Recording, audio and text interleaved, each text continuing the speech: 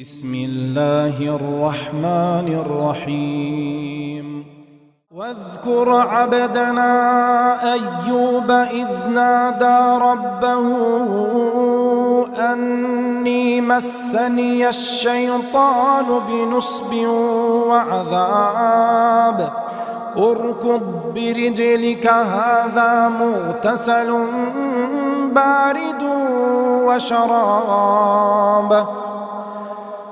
ووهبنا له أهله ومثلهم معهم رحمة منا وذكرى لأولي الألباب وخذ بيدك ضغثا فاضرب به ولا تحنث إنا وجدناه صابرا نعم العبد إنه أواب. അസ്സലാമു അലൈക്കും വറഹ്മത്തുള്ളാഹി വബറകാതുഹു. ഖുർആൻ പദം 1579 ദിവസത്തിലേക്ക് എല്ലാവരെയും ഹാർദമായി സ്വാഗതം ചെയ്യുന്നു. വിശുദ്ധ ഖുർആനിലെ 38-ാമത്തെ അധ്യായമായ സൂറത്ത് സ്വാദിലെ 41 മുതൽ 44 വരെയുള്ള ആയത്തുകളാണ് ഇന്ന് പഠന വിധേയമാക്കുന്നത്. ക്ലാസ് ആരംഭിക്കുന്നതിനായി ആദരണീയനായ ഡോക്ടർ AI വിലായത്തുള്ള സാഹിബിനെ ക്ഷണിക്കുന്നു. السلام عليكم ورحمة الله وبركاته. أعوذ بالله من الشيطان الرجيم. بسم الله الرحمن الرحيم.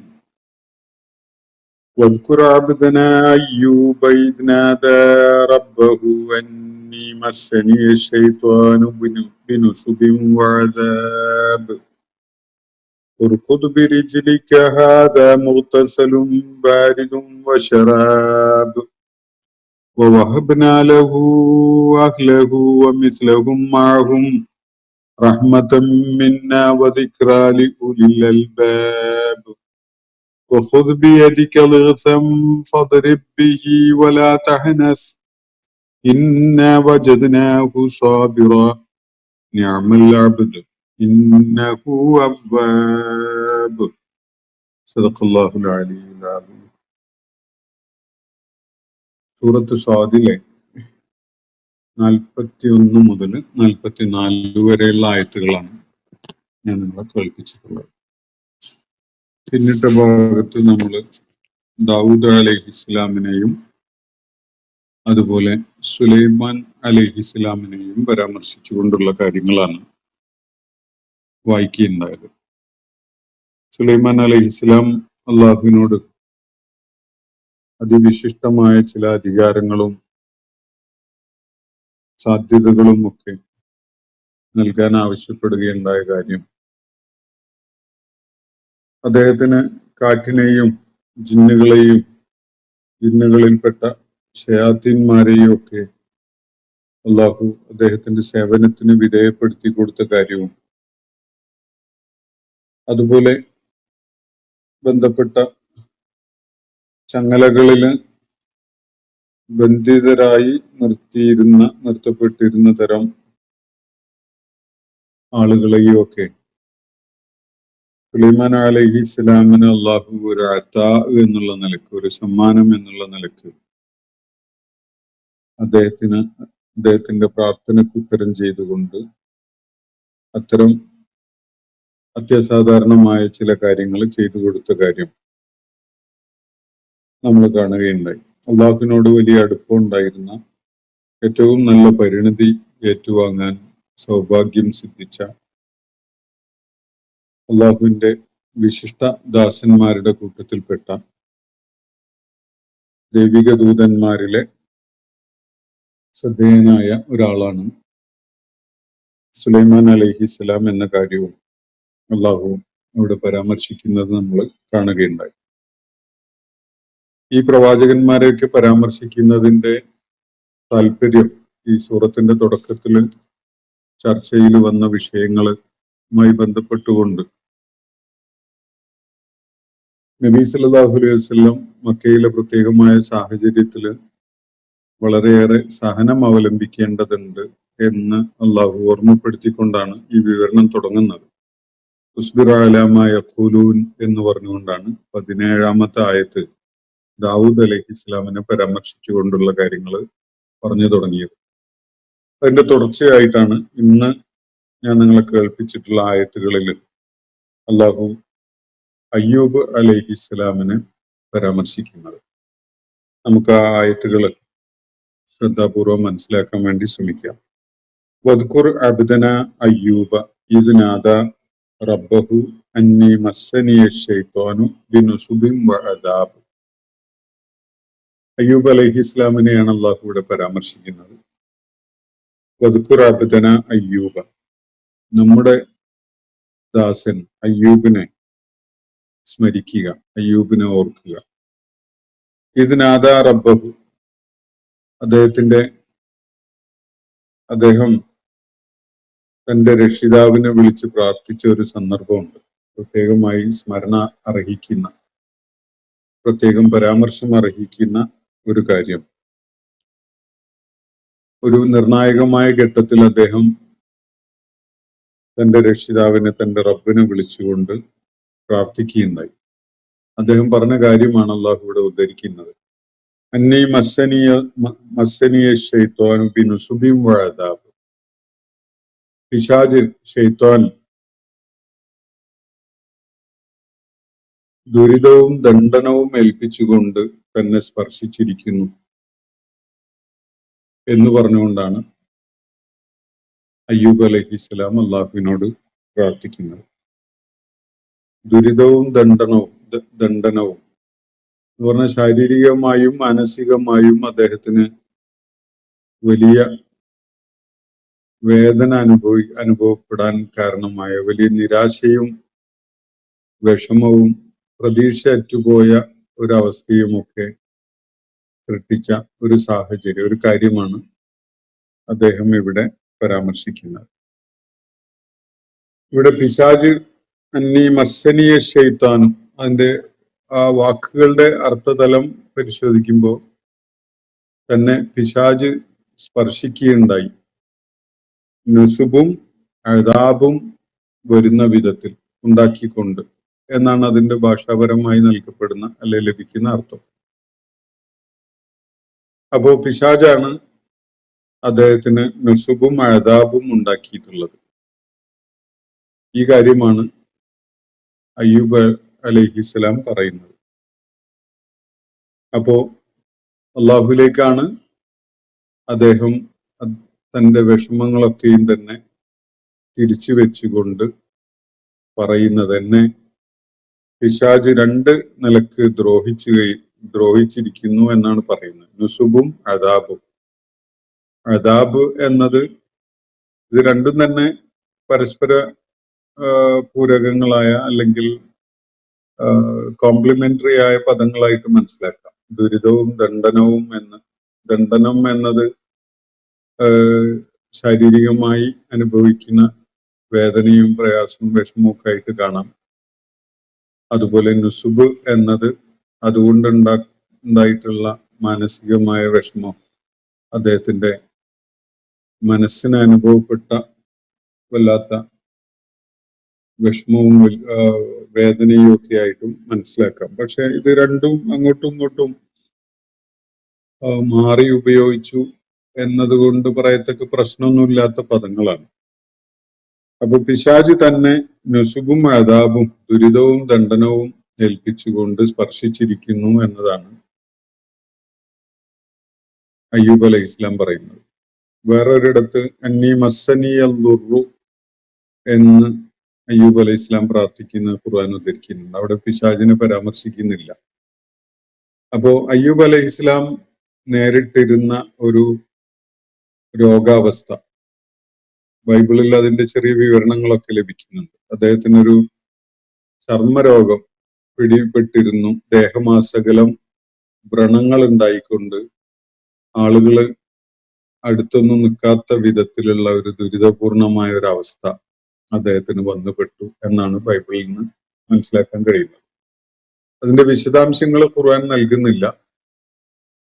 ഖുർആൻ അയ്യൂബ് അലൈഹി ഇസ്ലാം നടത്തിയ പ്രാർത്ഥനയും അദ്ദേഹം അനുഭവിച്ച ആ വളരെ ക്ലേശകരമായ അവസ്ഥയും ഒക്കെ ഇൻഡയറക്റ്റ് ആയിട്ട് മാത്രം സൂചിപ്പിക്കുകയാണ് ചെയ്യുന്നത്. അപ്പോ അയ്യൂബ് അലൈഹിസ്സലാമിന് വലിയ പ്രയാസം സൃഷ്ടിച്ച ഒരു ദുരിതപൂർണമായ ഒരു അവസ്ഥ വന്നുപെട്ടു. അത് ബൈബിളിൽ ആ വിവരണം നമുക്ക് ഇതിന് ഉപോത്ബലകമായിട്ട് അല്ലെങ്കിൽ ഇതിന്റെ വിശദീകരണം ആയിട്ട് മനസ്സിലാക്കുന്നതിൽ തെറ്റൊന്നുമില്ല. അങ്ങനെ ഖുർആനിലെ ധാരാളം സംഭവ വിവരണങ്ങൾക്ക് കൂടുതൽ വിശദീകരണങ്ങൾ പൂർവിക വേദങ്ങളിൽ നിന്ന് അതിലെ പരാമർശങ്ങളെ പ്രയോജനപ്പെടുത്തിക്കൊണ്ട് ചിലതൊക്കെ മനുഷ്യരുടെ ഇടപെടൽ കാരണമായിട്ട് ഖുർആന്റെ ആശയങ്ങളോട് തീരെ യോജിക്കാത്ത വിധത്തിലുള്ള വിവരണങ്ങളൊക്കെ കാണും. അത് തള്ളിക്കളയുകയും ഖുർആന്റെ ആയാത്തുകളോട് ചേർത്ത് വെക്കാൻ പറ്റുന്നത് സ്വീകരിക്കുകയും ചെയ്യുന്ന ഒരു രീതിയാണ് ഇക്കാര്യത്തിൽ ഇസ്ലാമിക പണ്ഡിതന്മാര് ഖുർആൻ പണ്ഡിതന്മാര് സ്വീകരിക്കാറുള്ളത്. അപ്പൊ ഇവിടെ അയ്യൂബ് അലൈഹിസ്സലാമിന് നുസുബും അദാബും ഉണ്ടാകുന്ന വിധത്തിൽ അദ്ദേഹത്തിന് പിശാച് സ്പർശിക്കുകയുണ്ടായി എന്ന അങ്ങേയറ്റം സങ്കടകരമായ ഒരു കാര്യമാണ് അദ്ദേഹം അള്ളാഹുവിനോട് പറയുന്നത്.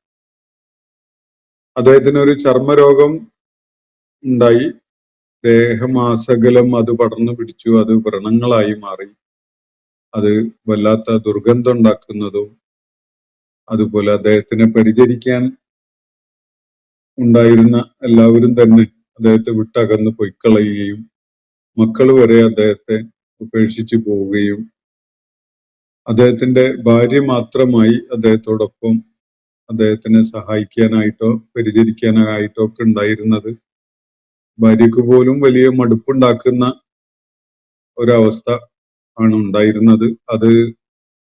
അതിന്റെ പ്രയാസങ്ങളൊക്കെ വളരെയേറെ അനുഭവപ്പെട്ടുകൊണ്ടാണ് അദ്ദേഹം കഴിഞ്ഞിരുന്നത്. ഈ രോഗം ഉണ്ടാക്കിയത് പിശാചാണ് എന്ന് നമുക്ക് മനസ്സിലാക്കുന്നത് ഖുർആന്റെ ആശയങ്ങളോട് യോജിക്കുന്ന ഒരു കാര്യമല്ല.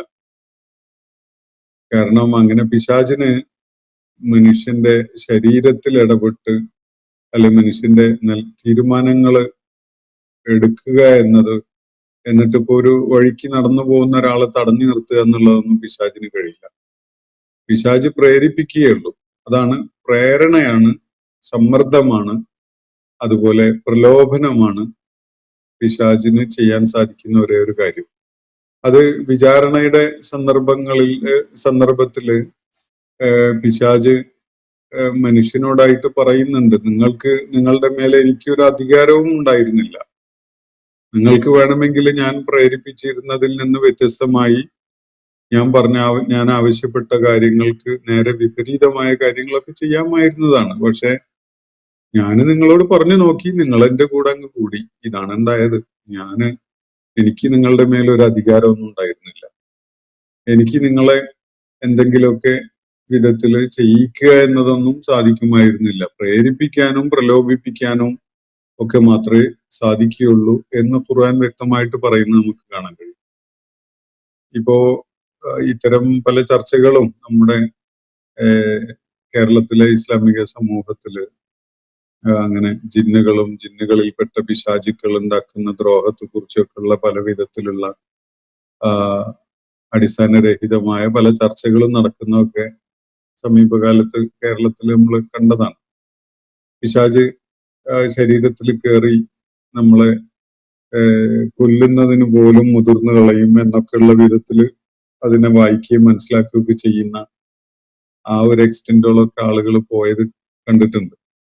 അപ്പൊ ഖുർആൻ വളരെ മൗലികമായി ഇത് സംബന്ധമായി ചൂണ്ടിക്കാണിച്ചിട്ടുള്ള ഒരു കാര്യം, മനുഷ്യന്റെ ഒരു കാര്യത്തിലും പിശാചിന് നേരിട്ട് ഇടപെട്ട് ഇപ്പോ ഒരു പ്രത്യേക ദിശയിലേക്ക് നടന്നു പോവുകയായിരുന്ന ഒരു മനുഷ്യനെ എതിർ ദിശയിലേക്ക് തിരിച്ചുവിടുക, ഇത് അങ്ങനെയാണ്ട് അയാളെ പിടിച്ചാണ്ട് തിരിച്ചു വെക്കുക എന്നുള്ളതൊന്നും പിശാചിന് ചെയ്യാൻ കഴിയുന്ന ഒരു കാര്യമല്ല.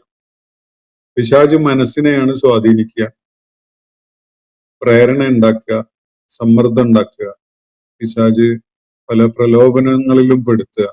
ഇങ്ങനെയൊക്കെയുള്ള വിധത്തിലെ പിശാചിന് മനുഷ്യനെ സ്വാധീനിക്കാൻ കഴിയുള്ളൂ. ഇതാണ് ഖുർആൻ തന്നെ ഉദ്ധരിക്കുന്ന പിശാച് പറയുന്ന ഒരു കാര്യം. പാരത്രിക ലോകത്തെ ഒരു രംഗം വിവരിക്കുന്നിടത്ത് ഖുർആൻ വ്യക്താക്കുന്നത്. അപ്പൊ ഇവിടെ അയ്യൂബ് അലൈഹിസ്ലാം പറയുന്ന കാര്യം, അന്നീ മസ്സനീയ ശൈത്വാനും ബിനുസുബിൻ വഅദാബ്, ഒരു നുസുബും അഴതാബും ഉണ്ടാക്കുന്ന വിധത്തിൽ പിശാച് എന്നെ സ്പർശിച്ചിരിക്കുന്നു എന്നാണ്. അപ്പോ പിശാചിന് നമ്മളങ്ങനെ വന്ന് തൊട്ട് ശരീരത്തിൽ അത് രോഗമായി മാറി, ഒരു ചർമ്മരോഗം, അത് പടർന്നു പിടിച്ചു, മേലാകെ വ്രണമായി എന്നൊക്കെയുള്ള വിധത്തില് അതിനെ വായിക്കുന്നത് യഥാർത്ഥത്തിൽ ഖുർആന്റെ ആശയത്തിനോട് യോജിക്കാത്ത, അതിന്റെ സാകല്യത്തിനോട് യോജിക്കാത്ത ഒരു വായനയാണ്. യഥാർത്ഥത്തിൽ അതല്ല എന്നത് നമുക്ക് ഈ ആയത്തിനെ സൂക്ഷ്മമായി മനസ്സിലാക്കിയാൽ അത് വ്യക്തമാകും. അപ്പോ പിശാചിന്റെ സ്പർശനം എന്നത് അല്ലാഹു സുബ്ഹാനഹു വ തആല അയ്യൂബ് അലൈഹിസ്സലാമിനെ ഒരു പരീക്ഷണത്തിൽ അകപ്പെടുത്തിയ സന്ദർഭത്തിലാണ് ഉണ്ടാവുന്നത്. അങ്ങനെയാണല്ലോ അള്ളാഹു ഒരു പരീക്ഷണം നമുക്ക് തരുന്ന. ഉദാഹരണത്തിന് ഒരാള് അപ്രതീക്ഷിതമായിട്ട് ഒരുപാട് സമ്പത്തും പണവും ഒക്കെ ഒരാൾക്ക് വന്നു കിട്ടി നോക്കുക, അത് അള്ളയാണ് കൊടുക്കുന്നത്. അള്ളാഹു തആല അയാളെ പരീക്ഷിക്കാൻ വേണ്ടി അദ്ദേഹത്തെ പെട്ടെന്ന് സമ്പന്നനാക്കി എന്നതാണ് വസ്തുത. പക്ഷെ ആ സന്ദർഭത്തിൽ പിശാച് അയാളുടെ മനസ്സിനെ സ്വാധീനിക്കും, അയാളിൽ ലുബ്ധുണ്ടാക്കും, സ്വാർത്ഥത ഉണ്ടാക്കും, മറ്റുള്ളവരെ കാണാനുള്ള സന്നദ്ധത ഇല്ലാണ്ടാക്കും, അള്ളാഹുവിനോട് നന്ദി കാണിക്കുന്നതിന് പകരം നന്ദികേട് കാണിക്കുന്ന മനസ്സൊക്കെ ഉള്ള വിധത്തിലേക്ക് അയാളുടെ മനസ്സിനെ സ്വാധീനിക്കാനും പിശാച് തീർച്ചയായിട്ടും ഇടപെടും. അപ്പൊ അത് ആ പരീക്ഷണത്തിന്റെ തന്നെ ഭാഗമായിട്ട് വന്നു ചേരുന്ന സംഗതികളാണ്. അത്തരം പ്രലോഭനങ്ങൾ ഉണ്ടാവുമ്പോഴാണ് അതൊരു പരീക്ഷണമായി മാറുക. അതേപോലെ ഇവിടെ നമുക്ക് മനസ്സിലാക്കാൻ പറ്റുന്ന ഒരു കാര്യം, അയ്യൂബ് അലൈഹിസ്സലാമിന് ഒരു രോഗബാധ ഉണ്ടായി, ഒരു ചർമ്മരോഗം. അത് അള്ളാഹുവിന്റെ ഖലാഇൽപ്പെട്ട ഒരു സംഗതി. അദ്ദേഹത്തിന് ഒരു രോഗം ഉണ്ടാവണം എന്ന് അള്ളാഹു തീരുമാനിച്ചു. അത് അദ്ദേഹത്തിന് ഒരു പരീക്ഷണമാവണമെന്നും അള്ളാഹു വെച്ചു. സ്വാഭാവികമായിട്ടും അസഹ്യമായ വേദനയും അതുപോലെ ദുർഗന്ധവും ഒക്കെ ഉള്ള ആ ചർമ്മരോഗം കൈകാര്യം ചെയ്യുന്ന സന്ദർഭത്തില് ചുറ്റുപാടുള്ള മനുഷ്യരൊക്കെയും അദ്ദേഹത്തിനെ വെറുപ്പോടുകൂടി കാണാനും അകറ്റി നിർത്താനും അടുപ്പിക്കാതിരിക്കാനും ഒക്കെ കാരണമായി. മക്കൾ വരെ അദ്ദേഹത്തെ വിട്ടകന്ന് പോയി കളഞ്ഞു. നിവൃത്തിയില്ലായകൊണ്ട് ഒരു പക്ഷേ ഭാര്യ കൂടെ കഴിഞ്ഞു പോയിട്ടുണ്ടാവണം. പക്ഷെ അങ്ങനെ വ്രണങ്ങളും ദുർഗന്ധവും ഒക്കെ ആയിട്ടുള്ള ഒരവസ്ഥ സംജാതമായപ്പോ അള്ളാഹു അദ്ദേഹത്തെ വലിയൊരു പരീക്ഷണത്തിൽ അകപ്പെടുത്തിയതാണല്ലോ. ഇത്തരം സന്ദർഭങ്ങളിൽ സ്വാഭാവികമായിട്ട് ഒരാൾക്കുണ്ടാവുന്ന ഒരു കാര്യം എന്താണ് എന്നത് നമുക്കൊന്ന് ആലോചിച്ച് നോക്കാം. അങ്ങേയറ്റത്തെ ശാരീരികമായ ദുരിതം അനുഭവിക്കുന്ന ഒരാളുടെ മനസ്സിൽ നിരന്തരമായി ഈ ജീവിതം വിട്ടെറിഞ്ഞ് അങ്ങ് പൊയ്ക്കളയാം, ജീവിതം അവസാനിപ്പിച്ച് കളയാം, ആത്മഹത്യ ചെയ്യാം എന്നൊക്കെയുള്ള ഒരു തോന്നലുണ്ടാവും. വലിയ നിരാശ പിടികൂടും. അള്ളാഹു എന്നെ കൈയൊഴിഞ്ഞതാണ്, എന്നെ അതിഭീകരമായ വിധത്തില് അള്ളാഹു എന്നെ ശിക്ഷിച്ചതാണ് എന്നൊക്കെയുള്ള ഒരു തോന്നല് ഒരാൾക്ക് ഉണ്ടാവാനിടയുണ്ട്. അള്ളാഹുവിന് എന്നോട് ഒട്ടും പ്രിയമില്ല എന്നൊക്കെയുള്ള തോന്നല് ബാധിച്ച് അങ്ങേയറ്റത്തെ നിരാശ പിടികൂടിയ ഒരാളായിട്ട് ഒരു വ്യക്തി മാറാൻ എല്ലാ സാധ്യതയുണ്ട്. അത് സാമ്പത്തികമായ വലിയ തകർച്ച ഉണ്ടായാൽ അങ്ങനെ തോന്നാം. അതുപോലെ നമ്മൾ ലക്ഷ്യം വെച്ചിരുന്ന കാര്യങ്ങളിൽ ചുവട് പിഴച്ച് നമുക്ക് ആ ലക്ഷ്യം സാക്ഷാത്കരിക്കാനൊന്നും കഴിയാതെ നമ്മൾ വലിയ തിരിച്ചടികൾ നേരിട്ട ഒരവസ്ഥയിലായി എന്നൊക്കെ വരുമ്പോഴും ഇങ്ങനെയൊക്കെയുള്ള അവസ്ഥ ഉണ്ടാകാം. അതുപോലെ മക്കളിലൂടെ അള്ളാഹു നമ്മെ പരീക്ഷിക്കാം. നമ്മൾ വലിയ താലോലിച്ച് സ്നേഹത്തോടു കൂടി പോറ്റി വളർത്തിയിരുന്ന മക്കള് അവര് വളർന്ന് വലുതായി എന്തിനെങ്കിലുമൊക്കെ ഉപകാരമുള്ളവരായി മാറുമെന്ന് നമ്മൾ കാത്തിരിക്കുകയും പ്രതീക്ഷിക്കുകയും ഒക്കെ ചെയ്യുമ്പോൾ അത് നമുക്ക് വലിയ നിരാശ ഉണ്ടാക്കുന്ന വിധത്തിലുള്ള ചില അവസ്ഥകളിലേക്കൊക്കെ കാര്യങ്ങൾ പോയി എന്ന് വരും. മക്കൾക്ക് രോഗമോ അല്ലെങ്കിൽ അവർക്ക് വല്ല മനോവിഭ്രാന്തിയോ അല്ലെങ്കിൽ അവരെ ഒരു ഉപകാരത്തിന് കൊള്ളാത്ത ഒരു നിലപാടും സ്വഭാവമുള്ളവരൊക്കെ ആയി മാറുകയോ അങ്ങനെയൊക്കെ ചെയ്താലും നമ്മൾ ഇതുപോലെയുള്ള നിരാശയിൽ അകപ്പെടുന്ന ഒരവസ്ഥയുണ്ടാവും. അള്ളാഹുവിലുള്ള പ്രതീക്ഷ പോലും ഇല്ലാണ്ടായി പോകുന്ന ഒരു നിലപാടൊക്കെ നമ്മൾ മനസ്സിനെ പിടികൂടി എന്ന് വരാം. ഇവിടെ അയ്യൂബ് അലൈഹിസ്സലാം അകപ്പെട്ടിട്ടുള്ള ദൈവിക പരീക്ഷണവും അതുപോലെയുള്ള ഒരു സംഗതിയാണ്. അള്ളാഹു അദ്ദേഹത്തിന് ഒരു രോഗം നൽകിക്കൊണ്ട് പരീക്ഷിക്കുകയാണ്. ആ പരീക്ഷണത്തിൽ സ്വാഭാവികമായിട്ടും അത് ശരീരത്തില് വ്രണവും ജലം പൊട്ടി ഒഴുകുന്ന അവസ്ഥയും അതിന്റെ ദുർഗന്ധവും ആളുകൾ തന്റെ അടുക്കലേക്ക് വരുന്നതില്ലാണ്ടാവുകയൊക്കെ ചെയ്യുന്ന ഒരവസ്ഥയായി കഴിഞ്ഞാൽ അത് മാനസികമായിട്ട് ആ വ്യക്തിയെ വല്ലാതെ തകർത്ത് കളയും. ഒരു പ്രവാചകനായിരിക്കെ തന്നെ അയ്യൂബ് അലൈഹിസ്സലാമിന് അത് വല്ലാത്ത നിരാശയും വിഷമവും ഉണ്ടാക്കി എന്നതാണ് വസ്തുത. അപ്പൊ ഈ നിരാശയും വിഷമവും ഉണ്ടാവുകയും ജീവിതത്തിൽ പ്രതീക്ഷയില്ലാതാവുകയും അള്ളാഹുവിലുള്ള പ്രതീക്ഷ നഷ്ടപ്പെടുകയും ചെയ്യുന്ന ഒരു മാനസികാവസ്ഥയുണ്ടല്ലോ, അതാണ് യഥാർത്ഥത്തിൽ പൈശാചികതയുള്ള ഒരു വിഷയം. ആ നിരാശ ഉണ്ടാകുന്നത് ഒരിക്കലും തന്നെ സംഭവിക്കാൻ പാടുള്ളതല്ല. അള്ളാഹു അനുഗ്രഹങ്ങൾ ചെയ്തുകൊണ്ട് നമ്മളെ പരീക്ഷിക്കുമ്പോൾ മതിമറന്ന് ആഹ്ലാദിക്കുകയും അതൊക്കെ തന്റെ നേട്ടമാണ് എന്ന നിലക്കുള്ള ഒരു തോന്നൽ മനസ്സിൽ രൂപപ്പെട്ടു വരികയും അത് തെല്ല് അഹന്തയൊക്കെ മനസ്സിൽ കയറിക്കൂടാൻ കാരണമാവുകയൊക്കെ ചെയ്യാറുണ്ടല്ലോ. പലരുടെയും കാര്യത്തിൽ അങ്ങനെ സംഭവിക്കാറുണ്ട്. അത് അള്ളാഹുവിന്റെ ഒരു പരീക്ഷണാണ്. ആ പരീക്ഷണത്തില് ശരിക്ക് പിശാച് നമ്മളെ അത്തരം ഒരു മാനസികാവസ്ഥയിലേക്ക് കൊണ്ടുപോവുകയാണ് ചെയ്യുന്നത്. നമ്മൾ പിശാചിന്റെ പ്രലോഭനത്തിലും പ്രേരണയിലും ഒക്കെ പെട്ടുപോവുകയാണ് ചെയ്യുന്നത്. അതേപോലെയുള്ള ഒരു സംഗതിയാണ് രോഗം, അതുപോലെ ദാരിദ്ര്യം, സാമ്പത്തികമായ പ്രതിസന്ധി, കടക്കെണി പോലെയുള്ള സംഗതികളിൽ അകപ്പെട്ട് നമ്മളങ്ങനെ വട്ടം കറങ്ങുന്ന ഒരു അവസ്ഥ ഉണ്ടാവുമ്പോൾ അള്ളാഹുവിലുള്ള പ്രതീക്ഷ പോലും അറ്റുപോകുന്ന ഒരു മനസ്സിന്റെ അവസ്ഥയിലേക്ക് നമ്മൾ നീങ്ങും. ആ പ്രതീക്ഷ അറ്റുപോകുന്നത്, നേരത്തെ കിബിർ ഉണ്ടാക്കിയ കാര്യം, അത് വലിയ സമ്പത്തും ഐശ്വര്യമൊക്കെ ഉണ്ടായപ്പോ നമ്മൾ അള്ളാഹുവിനെ വിസ്മരിച്ചുകൊണ്ട് അള്ളാഹുവിനോട് നന്ദികേട് കാണിക്കുന്ന ഒരു സ്വഭാവവും പ്രകൃതവും ഉള്ളവരായി മാറാൻ അത് സാഹചര്യമാക്കിയ പോലെ ഈ ശാരീരികമായ ദുരിതം അനുഭവിക്കുന്ന ഘട്ടത്തില് അള്ളാഹുവിൽ പ്രതീക്ഷ അറ്റുപോയി ഭയങ്കര നിരാശയുടെ പടുകുഴിയിലേക്ക് വീണു പോകുന്ന ഒരു അവസ്ഥയൊക്കെ ആളുകൾക്ക് സംഭവിക്കുന്നത് ആ പരീക്ഷണത്തിന്റെ വേളയിൽ അയാളില് പിശാചിന്റെ സ്വാധീനം ഉണ്ടാകുന്നത് കൊണ്ടാണ്. തഖ്വയോടുകൂടി നിലകൊള്ളുന്ന ഒരാള് ഐശ്വര്യം ഉണ്ടാകുമ്പോൾ അതിന്റെ ചുമതലയും ഉത്തരവാദിത്വം ഒക്കെ നിർവഹിക്കുന്ന, അള്ളാഹുവിനെ സ്മരിക്കുന്ന, അള്ളാഹുവിനോട് ശുക്ർ ചെയ്യുന്ന ഒരു നിലപാടുള്ള ആളായിട്ട് നിലകൊള്ളും. അതേപോലെ തന്നെ ഇതുപോലെയുള്ള ശാരീരികമായ പ്രയാസങ്ങളോ രോഗമോ അതുപോലുള്ള സാഹചര്യങ്ങളോ ഒക്കെ ഉണ്ടാവുകയാണെങ്കിൽ സഹനം അവലംബിക്കാനും സന്നദ്ധനാകും. ഇതാണ് യഥാർത്ഥത്തില് വേണ്ടത്. അപ്പോ ഇവിടെ പിശാച് എന്നെ സ്പർശിച്ചിരിക്കുന്നു എന്ന് പറയുന്നത് ഈ രോഗാവസ്ഥയിൽ അദ്ദേഹത്തിന്റെ മനസ്സിന് പിശാച് വലിയ ക്ഷതമേൽപ്പിക്കുകയാണ്.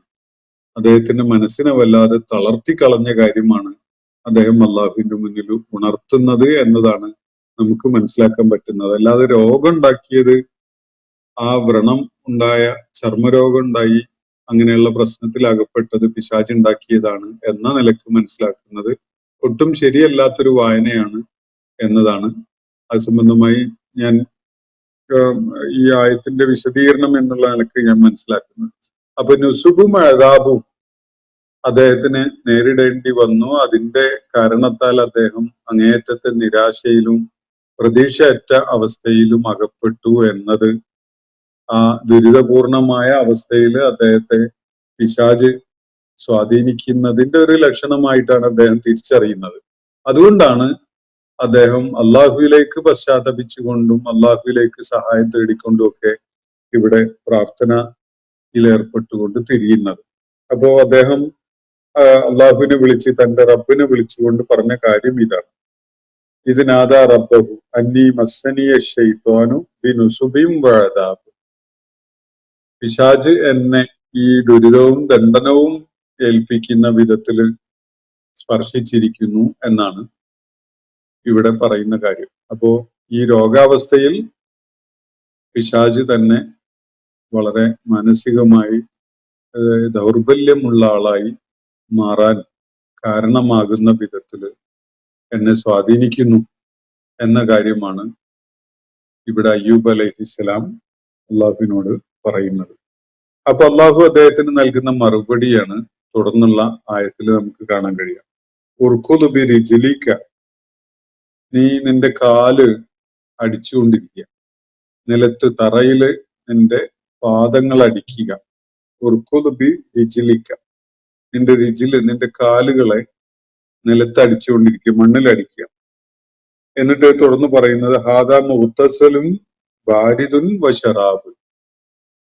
എന്നിട്ട് ഇതാ ഇവിടെ ഒരു തെളിനീര് കാണാം, ഒരു ജലാശയമോ ജലസ്രോതസ്സോ ചൂണ്ടിക്കാണിച്ചുകൊണ്ട് പറയുന്ന പോലെയാണത്.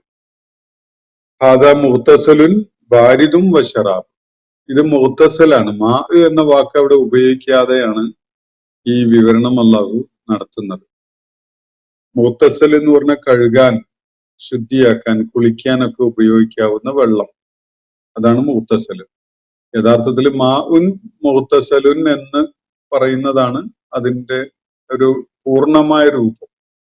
ഇത് മുഗ്തസലും ശറാബുമായ ബാരിദായ വെള്ളമാണ്, ഇത് പ്രയോജനപ്പെടുത്തിക്കോളൂ എന്ന നിലക്ക് അള്ളാഹു അദ്ദേഹത്തോട് നിർദ്ദേശിക്കുകയാണ്. ആദാ മുഗ്തസലുൻ, ആദാ മാ ഉൻ മുഗ്തസലുൻ എന്ന നിലക്ക് മനസ്സിലാക്കുക. ബാരിദാണത്, നല്ല കുളിർമയുള്ള വെള്ളം, കുളിക്കാൻ ഉപയോഗിക്കാവുന്ന, കുളിക്കാവുന്ന, കഴുകാവുന്ന കുളിർമയുള്ള വെള്ളം. വശറാബുൻ, കുടിക്കാനും പറ്റുന്നതാണ്. അപ്പോ കുടിക്കാനും കുളിക്കാനും ഉപകരിക്കുന്ന നല്ല കുളിർമയുള്ള വെള്ളം ഇതാ, തെളിനീരിതാ, നല്ല കുളിർമയുള്ള തെളിനീരിതാ എന്നാണ് അള്ളാഹു അദ്ദേഹത്തോട് പറയുന്നത്. രണ്ട് കാര്യങ്ങളാണ് അള്ളാഹു ഇവിടെ അയ്യൂബ് അലൈഹി ഇസ്ലാമിന് നിർദ്ദേശിച്ചു കൊടുത്തിട്ടുള്ളത്. ഒന്ന്, ഉർക്കുദ് ബിരിജിലിക്ക, നിന്റെ കാല് നിലത്തടിക്കുക. കാലുകൾ നിലത്തടിച്ച് മണ്ണിൽ നിന്നുകൊണ്ട് കാല് നിലത്തടിച്ചാൽ അദ്ദേഹം നേരിട്ടുകൊണ്ടിരുന്ന രോഗത്തിനൊരു ശമനം ഉണ്ടാകും എന്ന നിലക്കായിരിക്കണം അള്ളാഹു അത് നിർദ്ദേശിച്ചിട്ടുണ്ടാവുക. അതുപോലെ ഈ ഒരു തെളിനീര് കാണിച്ചുകൊണ്ട് അത് കുളിർമയുള്ള തെളിനീരാണ്, കുളിക്കാനും കുടിക്കാനും പ്രയോജനകരമായതാണ് എന്നാണ് അള്ളാഹു ഇവിടെ പറയുന്നത്. അപ്പോ ചൂണ്ടിക്കാണിക്കപ്പെട്ടിട്ടുള്ള ആ വെള്ളം, ആ ജലം, ആ ജലം ഉപയോഗിച്ച് ദേഹം കഴുകി വൃത്തിയാക്കുക, ശുദ്ധിയാക്കുക, അത് രോഗശമനം ഉണ്ടാക്കും. അതേപോലെ ആ വെള്ളം കുടിക്കുകയും ചെയ്യുക.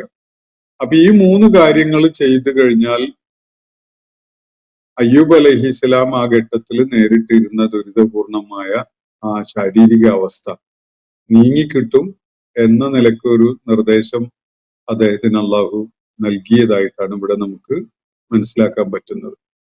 അദ്ദേഹത്തിന്റെ ചർമ്മരോഗം, അദ്ദേഹത്തെ പിടികൂടിയ ആ വ്രണങ്ങൾ, അത് ഭേദമാകാൻ, ആ രോഗം നീങ്ങിക്കിട്ടാൻ ഈ മൂന്ന് കാര്യങ്ങളാണ് ചെയ്യാൻ ഇവിടെ പറഞ്ഞിട്ടുള്ളത്. നിലത്ത് കാലടിച്ചാൽ മണ്ണുമായുള്ള സ്പർശം ഒരുപക്ഷെ ഈ രോഗശമനത്തിന് ഉപകരിക്കുന്ന എന്തെങ്കിലും അതിലടങ്ങിയിട്ടുണ്ടാവണം. അള്ളാഹുവിന്റെ നിർദ്ദേശം അങ്ങനെ ചെയ്യാൻ വേണ്ടിയാണ്. ഒരുപക്ഷെ അത് കേവലം ഒരു നിമിത്തം മാത്രമായിരിക്കും, അതല്ലെങ്കിൽ അതിന്റെ ഒരു മെഡിസിനൽ ഇമ്പാക്റ്റും ഉണ്ടാകാം. ഈ സാധാരണ ചില മണ്ണൊക്കെ ഇങ്ങനെയുള്ള ചർമ്മരോഗങ്ങളുടെ ചികിത്സയിൽ, ചില ചികിത്സാ രീതികളിൽ ഉപയോഗപ്പെടുത്തുന്നത് നമുക്ക് കാണാൻ പറ്റും. അപ്പം അങ്ങനെയുള്ള സാധ്യത ആവാം. അതല്ലെങ്കിൽ അള്ളാഹു ഒരു കേവലമായ നിമിത്തം, അദ്ദേഹത്തിന് രോഗശാന്തി നൽകാൻ വേണ്ടി അള്ളാഹു ആ സന്ദർഭത്തിലേക്ക് ഒരു നിർദ്ദേശം നൽകിയ വെറും ഒരു കാരണം. ഇപ്പൊ മൂസ അലൈഹി ഇസ്ലാമിന് ചെങ്കടൽ പിളർത്തി കൊടുത്തത് അതിനുവേണ്ടി വടി കൊണ്ട് ചെങ്കടലിൽ അടിക്കാൻ വേണ്ടി മൂസ അലൈഹി ഇസ്ലാമിനോട് നിർദ്ദേശിച്ചല്ലോ. ആ വടി കൊണ്ട് അടിച്ചാൽ എല്ലാ കാലത്തും ചെങ്കടലോ വേറെ ഏതെങ്കിലും കടലോ പിളരും എന്നതിനർത്ഥമല്ല. അതൊരു നിമിത്തമാണ്. അള്ളാഹു അങ്ങനെ ചെയ്യാൻ വേണ്ടി പറയുന്നു, അതിന് അങ്ങനെ ഒരു ഫലം അള്ളാഹു ഉണ്ടാക്കുന്നു എന്ന ഒരു രീതിയിലെ അതിനെ നമുക്ക് മനസ്സിലാക്കാൻ പറ്റുള്ളൂ. അതേപോലെ ഇവിടെ ഒരുപക്ഷെ ഇതിന് ഈ മൂന്ന് സംഗതികളിലും അതിന്റെ ചികിത്സാപരമായ ഫലം ഉണ്ടാകുന്ന എലിമെന്റ്സ് അടങ്ങിയിട്ടുണ്ടാകാം. അതല്ലെങ്കിൽ കേവലം ഈ പ്രശ്നം പരിഹരിക്കാൻ അള്ളാഹു ആ സന്ദർഭത്തിലേക്ക് നിർദ്ദേശിച്ചിട്ടുള്ള ഒരു നിമിത്തം മാത്രമായിരിക്കും. അപ്പോ ഉർക്കുദ് ബി റിജ്ലിക, താങ്കൾ കാല് നിലത്ത് അടിക്കുക. അതുപോലെ ഹാദാ മുഗ്തസലുൻ ബാരിദും വശറാബ്, ഇവിടെ കുടിക്കാനും കുളിക്കാനും ഉപകരിക്കുന്ന കുളിർമയുള്ള വെള്ളം, അത് പ്രയോജനപ്പെടുത്തുകയും ചെയ്യുക. ഇതാണ് നിർദ്ദേശം. നമ്മൾ വേറെ ഇടത്ത് മറിയം റളിയല്ലാഹു അൻഹാക്ക് അവര് പ്രസവ വേദന അനുഭവിച്ചുകൊണ്ട് നിന്ന നേരത്ത് ആ പ്രസവ പ്രക്രിയ എളുപ്പമാക്കാൻ ഒരു നിർദ്ദേശം നൽകിയ പോലെ ഒരു ജിദ്ഉൻ നഖ്ലത്തിലേക്ക് അതിനെ വലിക്കാൻ വേണ്ടി അള്ളാഹു നിർദ്ദേശിച്ചത് നമ്മൾ ഖുർആന്റെ ഒരു ഭാഗത്ത് കാണാൻ സാധിക്കും. പിന്നെ റുതബൻ ജനിയ അതിന് ഉതിർന്നു വീഴുന്ന ഈത്തപ്പഴം ആ പ്രസവത്തിന് അത് കഴിച്ചോളാനും അവിടെ പരോക്ഷമായിട്ട് നിർദ്ദേശിക്കപ്പെടുകയാണ്. അപ്പൊ അത് ഈത്തപ്പഴം കഴിക്കുന്നത് പ്രസവം എളുപ്പമാക്കുന്ന ലേബർ പെയിനെ അല്ലെങ്കിൽ ലേബർ പ്രോസസ്സിനെ എളുപ്പമാക്കുന്ന ഒരു സംഗതിയായിട്ട് മനസ്സിലാക്കാനാണ് അവിടെ നിർദ്ദേശിക്കപ്പെടുന്നത്. ഇത് രണ്ടും യഥാർത്ഥത്തില് കേവല നിമിത്തങ്ങളാവാനും സാധ്യതയുണ്ട്. പക്ഷെ പിൽക്കാലത്തുള്ള പല പഠനങ്ങളും വെളിപ്പെടുത്തുന്നത് ആ ലേബർ പ്രോസസ്സിൽ തന്നെ എളുപ്പമാക്കുന്ന സംഗതികളാണ് ഇത് രണ്ടും എന്നതാണ്. ഇപ്പോ ഈത്തപ്പനയുടെ തടി വലിക്കാൻ ശ്രമിച്ചാൽ അത് പ്രസവത്തിനുള്ള മൂവ്മെന്റ്സ് ശരീരത്തിന്റെ ആവശ്യമുള്ള ഭാഗത്തേക്ക് ഉണ്ടാകും എന്ന ഒരു സംഗതിയും, അതുപോലെ ഈത്തപ്പഴം കഴിക്കുന്നത് ലേബർ പ്രോസസ്സ് എളുപ്പാക്കുന്ന ഒരു സംഗതിയൊക്കെ ആയിട്ട് പല പഠനങ്ങളും ചൂണ്ടിക്കാണിക്കുന്നുണ്ട്. അപ്പോ ഇത് കേവല നിമിത്തമാവാം. മറിയം റളിയല്ലാഹു അൻഹക്ക് അള്ളാഹു ആ സന്ദർഭത്തില് അവരുടെ ശ്രദ്ധ അതിലേക്ക് തിരിയുന്ന ഒരു കാര്യം ഉണ്ടായി കഴിഞ്ഞാൽ വേദനയും പ്രയാസമൊന്നും പറയത്തക്ക അറിയാതെ പോയിക്കോളും എന്നുള്ള നിലക്കുള്ള ഒരു നിമിത്തം സൃഷ്ടിക്കലായിട്ടും മനസ്സിലാക്കാം. അപ്പൊ ഇവിടെ അയ്യൂബ് അലൈഹിസ്സലാമിന് ഈ ചർമ്മരോഗവും അത് കാരണമായി ഉണ്ടായ നിരാശയും വിഷമവും പ്രതീക്ഷയറ്റ അവസ്ഥയൊക്കെ ആയി ആ ദുരിതത്തിൽ അകപ്പെട്ട ഘട്ടത്തിൽ അള്ളാഹുവിലേക്ക് പ്രാർത്ഥന നടത്തിക്കൊണ്ട് തിരിയാണ് അദ്ദേഹം. നിരാശക്ക് പിശാചിന് വശപ്പെട്ടുകൊണ്ട് പിശാചിന്റെ പ്രേരണയിൽപ്പെട്ട് ആ നിരാശയുടെ പടുകുഴിയിലേക്ക് ചെന്ന് ചാടുകയല്ല, മറിച്ച് അങ്ങനെ അങ്ങേയറ്റത്തെ നിരാശയും വിഷമവും ഉണ്ടായ ഘട്ടത്തിൽ പോലും അതിനെ പ്രതിരോധിച്ചുകൊണ്ട് അദ്ദേഹം അള്ളാഹുവിലേക്ക് തിരിഞ്ഞ് വളരെ സഹനത്തോടു കൂടി പ്രാർത്ഥന നടത്തുകയാണ്. അപ്പോഴാണ് അള്ളാഹു അദ്ദേഹത്തിന് ഏറ്റവും പോസിറ്റീവായ ഒരു പ്രതിവിധി പറഞ്ഞു കൊടുക്കുന്നത്. കാല് തറയിലടിക്കുക, അതുപോലെ ഈ കുളിർമയുള്ള ഈ തെളിനീര് കുടിക്കാനും കുളിക്കാനും ഒക്കെ ഉപയോഗപ്പെടുത്തുക എന്നുള്ള വിധത്തിലുള്ള ഒരു നിർദ്ദേശം. അപ്പോ ഇവിടെ നൽകപ്പെടുന്ന സൂചന അതോടെ അയ്യൂബ് അലൈഹിസ്സലാമിന് രോഗശാന്തി ഉണ്ടായി എന്നതാണ്. കാരണം അതിനെപ്പറ്റി പിന്നെ തുടർന്ന് പറയുന്നില്ല, മറിച്ച് രോഗശാന്തി ഉണ്ടായതിന് ശേഷമുള്ള ഒരു കാര്യമാണ് തുടർന്ന് പറയുന്നത്. പറയുന്ന കാര്യം ഇങ്ങനെയാണ്: വഹബ്നാ ലഹു അഹ്ലഹു വമിസ്ലഹും മഅഹും. അദ്ദേഹത്തിന് അതിനെ തുടർന്ന് നാം അദ്ദേഹത്തിന്റെ കുടുംബത്തെ തിരികെ നൽകി. വമിസ്ലഹും മഅഹും, അവരെ പോലെയുള്ള വേറെയും എന്ന് പറഞ്ഞാൽ അദ്ദേഹത്തിന്റെ ആ ഘട്ടത്തിലെ അദ്ദേഹത്തിന്റെ പത്നിയും മക്കളും ഒക്കെ തന്നെ തിരിച്ചു വന്ന് കുടുംബം ഒരുമിച്ചായ സന്തോഷം അദ്ദേഹത്തിന് അനുഭവിക്കാൻ സാധിച്ചു. അള്ളാഹു വേറെ നിലക്കും അതുപോലെയുള്ള പത്നിമാരെയും സന്താനങ്ങളെയും ഒക്കെ അദ്ദേഹത്തിന് ഇവരെ കൂടാതെയും നൽകിയിട്ടുണ്ടാവണം. ആ നിലക്കുള്ള ഒരു സൂചനയാണ് ഇവിടെ അള്ളാഹു നൽകുന്നത്. വഹബ്നാ ലഹു അഹ്ലഹു വമിസ്ലഹും മഅഹും. ഇത് റഹ്മത്തൻ മിന്ന, നമ്മുടെ പക്കൽ നിന്നുള്ള കാരുണ്യമാണിത്. വദിക്റാ ലിഉലിൽ അൽബാബ്, ബുദ്ധിയുള്ള കാര്യങ്ങളെ വേണ്ട വിധത്തിൽ മനസ്സിലാക്കുന്ന ആളുകൾക്ക് ഇതില് ഒരു വലിയ പാഠം അല്ലെങ്കിൽ വലിയ ഗുണപാഠവും അടങ്ങിയിട്ടുണ്ട് എന്നാണ് അള്ളാഹു സൂചിപ്പിക്കുന്നത്. ഇവിടെ അയ്യൂബ് അലൈഹിസ്സലാമിന്റെ ജീവിതാനുഭവത്തിൽ നിന്ന് അത് തീർച്ചയായിട്ടും അള്ളാഹുവിന്റെ കാരുണ്യം അദ്ദേഹം ഏറ്റുവാങ്ങിയ ഒരു സംഭവമാണ് പ്രത്യേകം നമ്മുടെ ശ്രദ്ധയിൽ കൊണ്ടുവന്നിട്ടുള്ളത്. ഉലുൽ അൽബാബിനെ സംബന്ധിച്ചിടത്തോളം ബുദ്ധിമാന്മാരായ കാര്യങ്ങൾ വേണ്ട വിധത്തിൽ ആഴത്തിൽ ഉൾക്കൊണ്ട് മനസ്സിലാക്കുന്ന ആളുകളെ സംബന്ധിച്ചിടത്തോളം ഇതില് വലിയൊരു ഓർമ്മപ്പെടുത്തല്, ഒരു പാഠം ഒക്കെ അടങ്ങിയിട്ടുണ്ട്. അത് അള്ളാഹുവിൽ വരമേൽപ്പിച്ചുകൊണ്ട് സഹനം അവലംബിച്ച് നിലകൊള്ളുന്നതുമായി ബന്ധപ്പെട്ടുകൊണ്ടുള്ള വലിയൊരു പാഠമാണ് എന്നത് നമുക്ക് മനസ്സിലാക്കാൻ സാധിക്കും. അള്ളാഹുവിന്റെ റഹ്മത്തും നിഅമത്തും ഒക്കെ വളരെയേറെ ലഭിച്ചുകൊണ്ടിരിക്കുന്ന ഘട്ടത്തില് അതില് മതിമറന്ന് അഹങ്കാരമുള്ള ആളായും അള്ളാഹുവിനെ ഓട് കൃതജ്ഞത കാണിക്കുന്ന ആളായും മാറുന്നതിന് പകരം അള്ളാഹുവിനെ ഏറെ സ്മരിക്കുകയും അവന് നന്ദി കാണിക്കുകയൊക്കെ ചെയ്തുകൊണ്ടുള്ള നിലപാട് കാണിക്കുന്നവനായി നിലകൊള്ളുകയാണ് യഥാർത്ഥത്തിൽ ഒരു സ്വാലിഹായ മനുഷ്യൻ ചെയ്യുക. അക്കാര്യം മനസ്സിലാക്കേണ്ടതുണ്ട്. അതുപോലെ തന്നെ അള്ളാഹുവിൽ നിന്നുണ്ടാകുന്ന പരീക്ഷണമാണ് രോഗവും അതുപോലുള്ള അവസ്ഥകളും പ്രയാസകരമായ സാഹചര്യങ്ങളും ഒക്കെ. അത്തരം സന്ദർഭങ്ങളിൽ നിരാശ ബാധിച്ചവനായി മാറുകയോ പ്രതീക്ഷയറ്റവനായി മാറുകയോ ചെയ്യുന്നതിന് പകരം അള്ളാഹുവിൽ ഭരമേൽപ്പിച്ചുകൊണ്ട് സഹനം അവലംബിച്ച് ജീവിതാന്ത്യം വരെ പിടിച്ചു നിൽക്കാനുള്ള ഒരു കരുത്ത് നേടുകയാണ് വേണ്ടത് എന്നതാണ് ഉലുൽ അൽബാബിനെ സംബന്ധിച്ചിടത്തോളം ഇവിടെ ഈ സംഭവത്തിൽ ഈ വിവരണത്തിൽ നിന്ന് ലഭിക്കുന്ന വലിയ പാഠം എന്നത് ഈ കാര്യങ്ങളെ സൂക്ഷ്മമായി വിലയിരുത്തിയാൽ നമുക്ക് മനസ്സിലാക്കും. അപ്പൊ തുടർന്ന് അയ്യൂബ് അലൈഹിസ്സലാമിനോട് അള്ളാഹു പറയുന്ന കാര്യം ഇതാണ്, വഖുദ് ബിയദിക, അദ്ദേഹത്തോട് പറയുന്നത് താങ്കളുടെ കൈകൾ കൊണ്ട് എടുക്കുക. ലഹസൻ, ഒരു കറ്റ എടുക്കുക, ധാരാളം അടരുകളുള്ള ഒരു കുലച്ചില്ല പോലെയുള്ള ഒരു സംഗതി കയ്യിലെടുക്കുക. എന്നിട്ട് ഫദ്രിബ് ബിഹി, അതുകൊണ്ട് അടിക്കുക. വലാ തഹ്നസ്, ഈ ശപഥം ലംഘിക്കാതിരിക്കുകയും ചെയ്യുക. എന്തോ ഒരു കാര്യം അയ്യൂബ് അലൈഹിസ്സലാം ശപഥമായി പറഞ്ഞ ഒരു സംഗതിയിലേക്ക് ഒരു സൂചന നടത്തണം അള്ളാഹുവിടെ. ആ ശപഥം നടപ്പിലാക്കണമെങ്കിൽ അദ്ദേഹം അടിക്കേണ്ടതുണ്ട് ആരെയോ ഒരാളെ, അല്ലെങ്കിൽ അദ്ദേഹം എന്തായാലും ഒരു മാധ്യമം ഉപയോഗപ്പെടുത്തിക്കൊണ്ട് ആരെയോ അടിക്കേണ്ടതുണ്ട് ആ ശപഥം പൂർത്തിയാക്കണമെങ്കിൽ.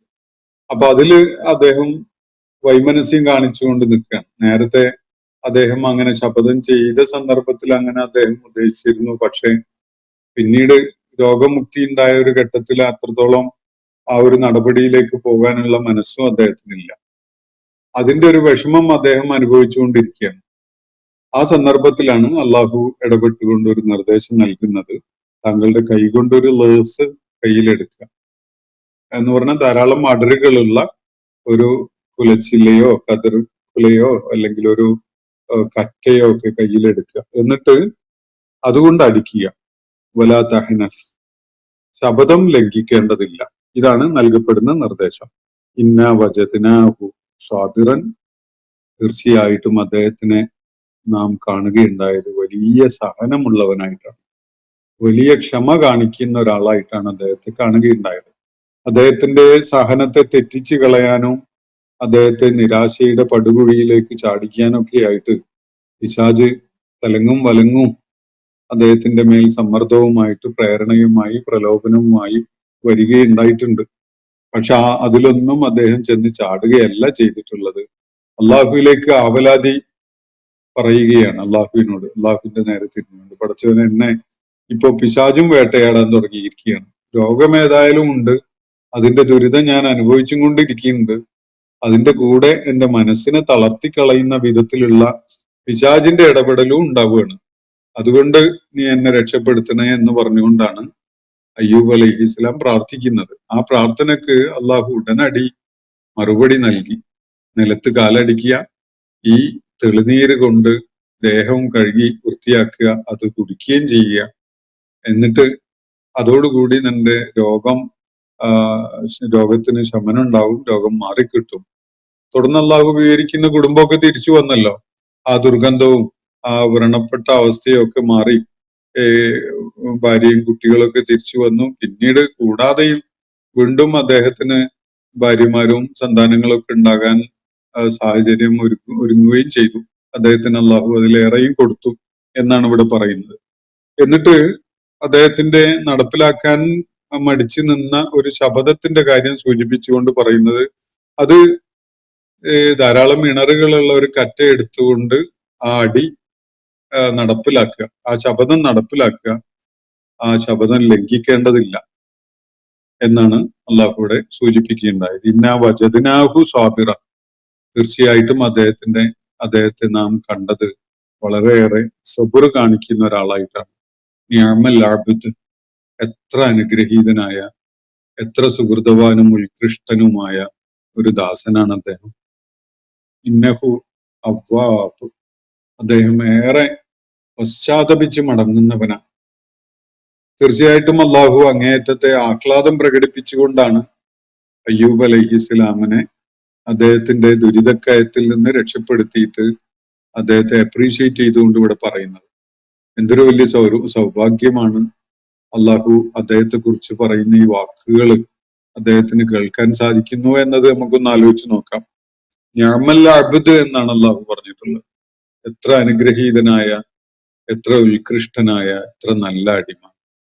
അള്ളാഹുവിന് അത്രയും ഏറെ അയ്യൂബ് അലൈഹി ഇസ്ലാമിൽ തൃപ്തി ഉണ്ടായി എന്നതാണ് അത് വെളിപ്പെടുത്തുന്നത്. ഇന്നഹു അവ്വാബ്, ഏറെ തൗബ ചെയ്ത് പശ്ചാത്തപിച്ച് അള്ളാഹുവിലേക്ക് മടങ്ങുന്നവനാണ് അദ്ദേഹം എന്നും അള്ളാഹു എടുത്തു പറയണം.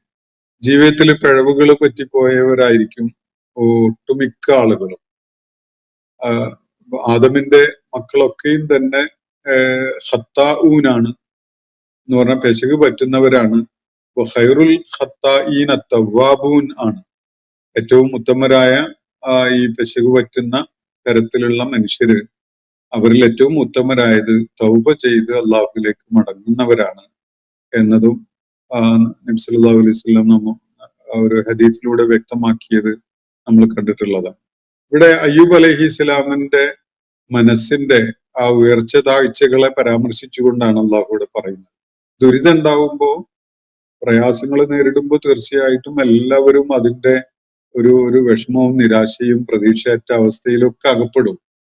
പക്ഷെ അത്തരം സന്ദർഭങ്ങളിൽ കാര്യങ്ങളെ തിരിച്ചറിഞ്ഞുകൊണ്ട് അള്ളാഹുവിലേക്ക് മടങ്ങാൻ സാധിക്കുന്നു, പശ്ചാത്തപിച്ച് മടങ്ങാൻ സാധിക്കുന്നു, അവനോട് തേടാൻ സാധിക്കുന്നു എന്നതാണ് ഒരു വ്യക്തിയെ ഏറ്റവും തിളക്കമുള്ള ആളാക്കി മാറ്റുന്നതും അള്ളാഹുവിന് ഏറെ തൃപ്തിയുള്ള ഒരാളാക്കി മാറ്റുന്നതും എന്നാണ് നമ്മൾ മനസ്സിലാക്കേണ്ടത്. ഒരു തെറ്റും പറ്റാത്ത ഒരാളല്ല, തെറ്റിലേക്കൊക്കെ ചാടിപ്പോകാനിടയുള്ള, അല്ലെങ്കിൽ ഏറ്റവും വലിയ നിരാശയുടെ പടുകുഴിയിലേക്ക് വീണു പോകാനിരിക്കുന്നിടത്തുനിന്ന് അള്ളാഹിനെ തിരിച്ചറിഞ്ഞുകൊണ്ട് അവനിലേക്ക് മടങ്ങാൻ കഴിയുന്ന ഒരു ദാസന്റെ അവസ്ഥയുണ്ടല്ലോ, അതാണ് യഥാർത്ഥത്തിൽ അള്ളാഹു ഏറെ പ്രശംസയോടുകൂടി ഇവിടെ പരാമർശിക്കുന്നത്.